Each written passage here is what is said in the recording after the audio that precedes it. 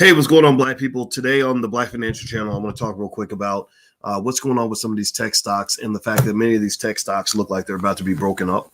And I'm going to explain why I think the tech stocks are going to be broken up and how this might affect your portfolio. And then I'm going to talk just a little bit about just life and what's going on in the world and have honest conversations with honest people. So get comfortable, buckle up your seatbelt. We're going to get started on the Black Financial Channel right now.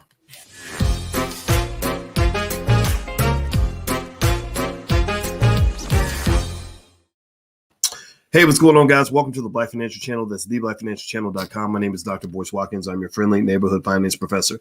On the Black Financial Channel, we talk about financial topics, economics, Black wealth, and all other related concepts many times a day, sometimes as much as 10 times a day, because we are obsessed with being Black and being strong and being powerful. We live under the B1 philosophy. B1 means that we are Black first. It means we solve our own problems. We're not waiting for Superman. And B1 also means that we believe Black people can be number one when it comes to economics and wealth within the next 50 years, but it's going to take work. It's going to require us to make a sacrifice in this generation. So if you're not ready to sacrifice, then get the hell up out of here. If you are into instant gratification over delayed gratification, then this is not the place for you. We understand that winners and warriors and champions are people that sacrifice in the present so that they can control the future. So if you want to control the future with me, put a hashtag B in the number one in the chat, hashtag B1. I'm absolutely convinced, absolutely obsessed. I completely believe, to the point of it being a religious feeling, that that we can control the future. We will control the future. And I know that because I'm smarter than all these people who say that we can't. So let's go ahead and make this happen. Let's go get it in. All right, everybody. What's going on, everybody? I see Shelton and Censorship Against the Middle Path and Darlene Rivers and Charlie Wilson and April Lee. Alonzo, how are you? And I see you guys on Instagram. My Instagram is The Real Boyce Watkins. What's happening on Instagram? Follow me on Instagram at The Real Boyce Watkins, but only if you like intelligent conversations, because don't come up in there with no retarded stuff or I might have to block you. Now, with that said, one of the things I wanted to talk about real quick, I'm actually about to get on a plane today, and so I don't have a ton of time, but two things that were going through my mind. One, let me make sure I write this down. One has to do with tech giants, and I want to make sure I cover that. And then also, I want to talk about blackness and money. And I thought about this because I wanted to specifically address. There was a comment that somebody made on Instagram where they asked me. They said, "Did you stop?" I put a picture up of me and my wife, my beautiful, beautiful wife. I'm proud to be married to a Black woman. She's from the hood, she's Black, she's 100% African-American, and I'm very proud of that. And I think somebody asked, they said, "Did you retire from giving investment advice? Why are you posting stuff like this? This is what stuff that women post." And I said to him, first of all, I was never an investment advisor. I'm not an investment advisor. I'm a finance PhD. We train investment advisors. Investment advisors come to us to learn how to give investment advice. We don't read all the textbooks. We write the textbooks. So I know I'm not an investment advisor. I'm not a, what was the other word somebody used? I think Mark Lamont Hill, I think he used this weird term like you are a financial coach. No, we train coaches, you jackass. But anyway, so the funny thing to me was I was like, no, I'm not an investment advisor. If you can't understand how your race, if you don't understand how Blackness ties into every single thing that you experience in America, if you don't understand how your being Black connects to everything that happens to you in this country, then I'm just not your guy. I'm not your guy. Go talk to Dave Ramsey. I mean, I'm sure Dave Ramsey can tell you about, how your 401k can work and how to allocate between stocks and bonds and real estate and whether the inflation rate is going to go up. And you can get all that. There's a million people who do that. No. I'm Black first, baby. I'm 100% Black. And then I go into the financial stuff as a tool, as a weapon, as a shield to help you overcome all the curses that come with being Black. That's what I do. That's what I believe in. That's who I am. I ain't going to talk to you about money unless we're talking about something that matters. Money does not matter that much to me, to be honest with you. Money is not something that I want to obtain in order to buy a new Lamborghini. I could buy any car that I want. I could go to the lot tomorrow and buy a $300,000 car and pay cash for that son of a bitch. But I don't do that because I don't care about that type of stuff. That stuff does not matter to me. Money to me as a Black man is the tool and the weapon and the shield that allows me to achieve goals that are far more valuable than money. This is higher level thinking. This is why, I know that Kwame Brown called me elitist because I said most people ain't going to get this, but I stand by that point 100%.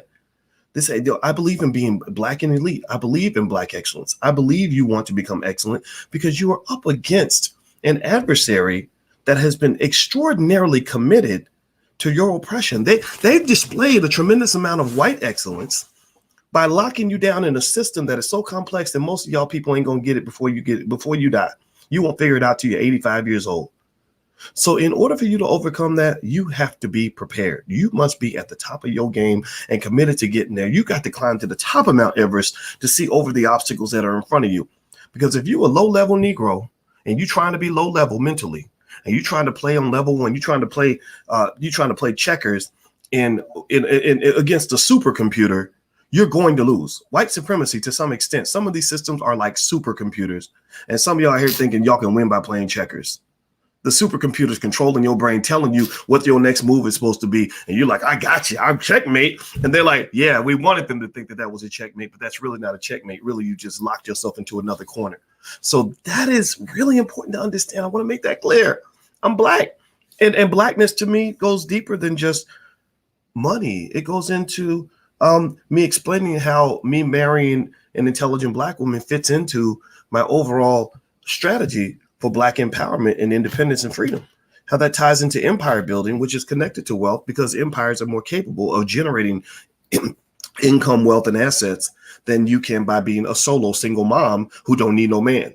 Or one of these guys out here that says, well, I don't care nothing about these single women with children. To hell with the children. All that silly stuff. That if you don't understand teamwork, then you don't understand wealth. If you don't understand teamwork and how that ties into everything you do as family, who your friends are, who you roll with, all that stuff, then you're going to lose the game. You're going to lose. And I ain't got a lot of time to be working with the losers if you're determined to be a loser. If you're determined to be a loser, I'm not your guy. Please go talk to somebody else. Now, I want to make that point just because that was on my mind. That was on my spirit. Today's a Sunday, so who knows? Maybe I was preaching a little bit. I didn't mean to, but that's what it is. I can't apologize. Hit the thumbs up button, hit the share button, hit the subscribe button if you haven't done it yet. And let me talk a little bit about something else that was on my mind. I don't have a ton of time, as I mentioned. Alicia's going to be done doing something she's doing. I want to spend some time with my baby for a little bit before I go. The tech giants, some of you are invested in companies like Apple and Facebook and Apple, Amazon, Netflix, Google, Alphabet. Those are the fam. Facebook. These are the companies that are not the FANG, it's the fam that are under regulatory scrutiny for being broken up. That's Facebook, Amazon, Alphabet. Facebook, Amazon, Alphabet. Sorry, Amazon. Facebook, Amazon, Alphabet, and Microsoft. I feel like I missed one. But anyway, those are some of the companies that are under regulatory scrutiny right now because they might get broken up. Microsoft actually has already gone through that process, but some of it was reversed. And right now, the regulators are doing something that I believe they should have done a decade ago, which is to check the power of big tech.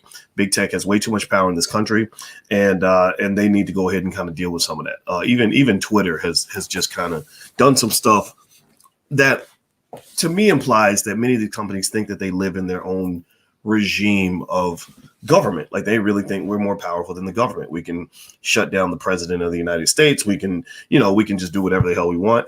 And that's going to come back to bite them. And let me tell you why. The reason that I believe that this is going to be a time where these tech companies, where chickens are going to come home to roost for them, is because right now, breaking up big tech is a bipartisan issue. Big tech has achieved the extraordinary feat of alienating both major branches of government. They've alienated the Democrats and the Republicans. They've alienated the Democrats because they've contributed to this massive economic inequality that exists in America. Most of the money being made in America is being made in Silicon Valley. Actually, what got me really digging into that was I had a conversation with Darryl Bell. Darryl Bell was on A Different World. He's a very smart guy, and he's a good friend of mine. I just love this brother tremendously. I want to ask him about the Cosby thing. I hope you'll be willing to give me a perspective on it. But Darryl mentioned that I think he said when we were talking over lunch 2-3 years ago, he said, 80% of the wealth is generated in Silicon Valley. And I researched that because Darryl, y'all don't know this, but Darryl's father was one of the first black men, one of the black pioneers on Wall Street. His father, putting aside the TV stuff and all that, his father would have made him a millionaire even without TV. Right. And I'm really impressed with the family. But that made me dig into that. And that's one of the reasons why I told you guys that if you want your children to have a chance to really build that major wealth, get them into that technology. That technology is where the money's at. Technology allows you to scale your business. Technology is what makes things move. If you can't open up a laptop or get on your computer and do something productive with that, you might want to sit down and take a class on that, or make sure your children do, because the people that are getting hammered by the economic inequality in America are the people who can't get into a Zoom and still make money, who can't do something on a computer, right? They have to go to the construction site, or they got to go work in the factory or whatever. And I'm not dismissing those individuals at all. My heart goes out to them. But America is a country where big tech has just kind of ran off with the money. They've ran off with the bag. And you got tech guys out there, the Elon Musk and the Jeff Bezoses, who are literally making $100 million a day, right? And while you have a lot of people that can barely get by, right? Minimum wage should be much higher than it is right now. Minimum wage should be $35 an hour. It should be something much higher than what it is right now. And even middle class, even managerial types. The folks that go to these, universities and get these degrees and learn how to go manage somebody else's business because they don't teach you how to actually create one yourself. Even those individuals are not happy. They're not happy with the way the workload just drives them into the ground. They can't spend time with their family. And you got to sort of think about some of these fundamental assumptions that are out here, like the assumption that you're supposed to spend more time with your boss than you spend with your kids. That's something you were taught from as a child. That was something that they put into your brain. That's not true. That's not the way things are supposed to be. Now, anyway, the big tech has achieved the goal of alienating the liberals by creating massive inequality. They've alienated the conservatives because they were censoring them. They were shutting down conservative voices. I don't care what you tell me. They engaged in massive amounts of partisanship.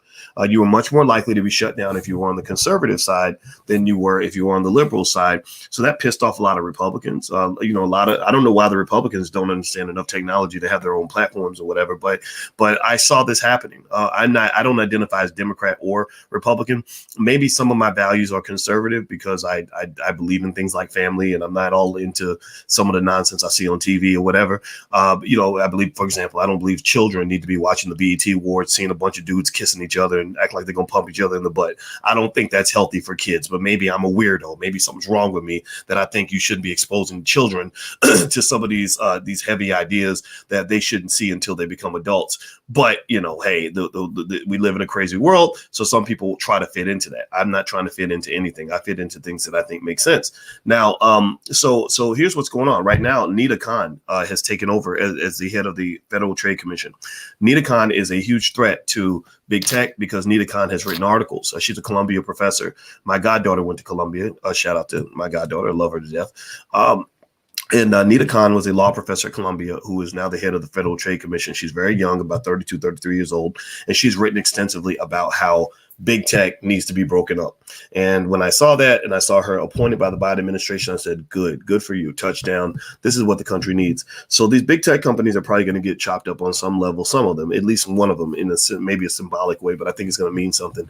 And now what's that going to mean for your stocks? If you own these companies, I don't think your stocks are going to get hit hard. I've been analyzing that to try to figure out, are Facebook investors worried that Facebook could get broken up? Because we know Facebook has been about as oppressive as any, they're like the tech Nazis. I mean, it's insanity how many of you, in fact, how many of you, give me a yes or no, how many of you have been in Facebook jail before? Like almost all of us have been in Facebook jail. I've been in Facebook jail probably 20 times, 30 times. I don't know. I had an entire page. I had this Facebook page years ago. Some of y'all might remember me from 5-6 years ago, which had 600,000 people on it or something. And in fact, that's where Young M.A., the rapper, that's where she started her career, because I posted her video and she thought that I was dissing her when I wasn't actually dissing her. I was actually making a commentary. I wasn't dissing, right? But sometimes young people who've never seen strong male guidance, they think you're dissing. Like Tyler, the Creator, he's another rapper that still to this day swears I was dissing him, when actually I wasn't dissing him. I was doing what my dad used to do with me. I was correcting. I was saying, do you really think this is healthy? Do you really think this is good for your community? Do you really think this is good for your people? So with Young M.A., I was mentioning that I said, I think it's very sad that we have kids who are super talented like she is. And I told that. I mean, it's shown, right? She's now, super famous. And I saw that when I first identified her talent. And I said, but why is it that we think why is it that we've trained our kids to rap about murdering each other? Like, why do we think that that's normal? Like, do any other communities do that? Do any other communities get paid by their oppressor to rap about how much they can't wait to murder their own loved ones, their own people from their own community? And that's sick. That's toxic. That's a poison in your body. That's like your liver trying to say, I'm going to murder your heart, or your heart is going to, is going to chop up your kidneys. Like that, the body's going to die, right? When Black people are rapping and celebrating death, you're killing your whole community. You're killing your families. Forget, it goes deeper than just racism. I mean, you're definitely going to be oppressed, but you're not even going to survive in the midst of your oppression, because the white man ain't got to do no work anymore. You've done it. His job is over. You do his job better than he does. Do you understand? Some of our people, and some of them are even in the chat. There's people in here that like to, come in and clown and whatever in the chat. And I like it when the trolls are in here, because they're showing themselves, because you do a better job of killing yourself than the KKK ever could. Am I right or am I right? How many, you can't count more than maybe 5 people. I bet you can't even count 5 to 10 people that were killed by the Klan last year. But I can count thousands of Black people that were killed by other Black people last year. I can count thousands of Black people that were killed by, things that we promote regularly: obesity and diabetes, heart disease. Right? We fight for that. We fight for our own death. Right? And I encourage you to kind of process that a little bit. And I don't know why Young M.A. was kind of on my heart. I heard she went into rehab, which didn't surprise me. I mean, again, when you are embracing a culture of drugs and alcohol, I've told to you so much. I've prayed to you that I hope that you will make sure you introduce your children to, to what damage these things have done to our people. Like, it's not me being self-righteous. It's not me telling you what to do. It's not me pretending to be holier than thou. It's me saying that, the reason I never drank, I don't take a drink to this day. I would fight with faculty at Syracuse University because I said, you're encouraging these kids to become alcoholics at 18 years old. They're going to carry this burden for the rest of their life. You're cursing these children. Why would you do that? Right? Why not bless them instead of curse them? Why not bless your children with potential and possibility? Why not bless them with self-confidence? Why not bless them with large scale thinking so they can go out and conquer the world? Why would you curse them with drugs, alcohol, and niggerosity while they're still too young to even know who the hell they are? Right? So when I heard Young M.A. went into rehab, I wasn't surprised. I felt very, very sorry for her. She's a product of tremendous amounts of trauma. And I saw that when I saw that first song she was rapping about. I said, she is such a great rapper. And every other lyric is, I got shooters in the bushes and I'll blow your brains out and I'll kill you from the roof and my niggas will shoot you down. And I'm sitting here like, where did we go wrong with this? Where did we as a community decide that was normal? At what point do we think that murdering 12-year-olds and 14-year-olds, having the kids can't even go to middle school? You're scared to go to middle school because somebody's going to roll up with an AK-47 and take you out. You forget worrying about a math test. Forget thinking about, what you're going to be when you grow up. You're wondering if you're going to make it to school without being killed today. That's the type of sickness that they implanted in our brain. And that's something that I think we have to be conscious of and speak out about. Right. And it translates into all other forms of toxicity in terms of how we deal with each other. So those are my thoughts today. I know I wanted to talk about the big tech giants. That was kind of the original thought, but it spun off into all these other thoughts. And I hope that this helps you in terms of deciding how you want to move forward. Get your kids away from that. Get your kids ready to become wealth builders. Teach them in the beginning. By the time your child is 12, make sure your child knows how to start a business. I don't care if they learn it from you, from me, from somebody else. Make sure your child knows how to start a business by the age of 12. 2, make sure your child owns shares of stock on the day they're born. Or if they don't own it yet, go buy them some stock right now. Right? Do that consistently every week until they become an adult. Then they're going to be independently wealthy enough to be able to quit any job that they want to quit. Number 3, make sure your kids understand the basics of real estate, why ownership is better than renting, and why they want to own a home as soon as they can. Those are the 3 things you want to do with your kids when it comes to wealth. And then at that point, you go deeper into the other areas that matter in terms of quality of life. Having money alone is not going to give you a high quality of life. I know plenty of people that made $10 million last year who are really miserable and very unhappy. So then at that point, it comes into critical thinking skill, managing healthy relationships, choosing the right women, choosing the right men, making the right choices when it comes to what you're eating. Like all those things are tied together in terms of being a healthy and successful Black person. Okay. Does that make sense? I hope that this helps you. I hope this adds up for you. And I'm going to get on out of here, guys. So do me a favor, hit the thumbs up button, hit the share button, hit the subscribe button. And also don't forget our book club meets every Wednesday at 8:30 Eastern. And you also get free access to my life class. So all this is free. If you see anywhere where it looks like you have to pay to join the life class, you do not have to pay.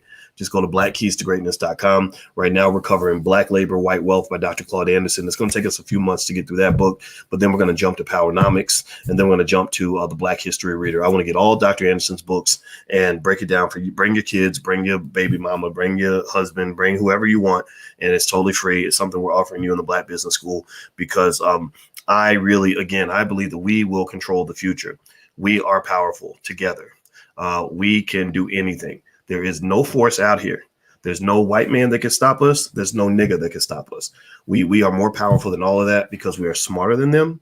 We are more determined than them, and we are more capable than they are. And our children are going to be the people that their children end up working for. So let's go get it. Let's go make it happen. We're going to win. So God bless everybody. Have a good day. I'll see you guys soon. Take care. Peace.